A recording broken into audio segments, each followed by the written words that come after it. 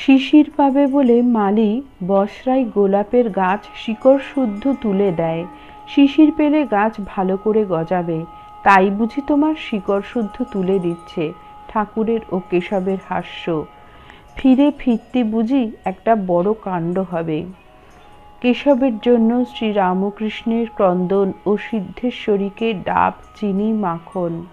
তোমার অসুখ হলেই আমার প্রাণটা বড় ব্যাকুল হয়। আগের বারে তোমার যখন অসুখ হয়, রাত্রির শেষ প্রহরে আমি কাঁদতুম, বলতুম, মা, কেশবের যদি কিছু হয় তবে কার সঙ্গে কথা কব। তখন কলকাতায় এলে ডাব, চিনি সিদ্ধেশ্বরীকে দিয়েছিলুম। মার কাছে মানত মেনেছিলুম যাতে অসুখ ভালো হয়। কেশবের উপর ঠাকুরের এই অকৃত্রিম ভালোবাসা ও তাঁহার জন্য ব্যাকুলতার কথা সকলে অবাক হইয়া শুনিতেছেন। শ্রীরামকৃষ্ণ: এবার কিন্তু অত হয় নাই, ঠিক কথা বলবো। কিন্তু 2-3 দিন একটু হয়েছে।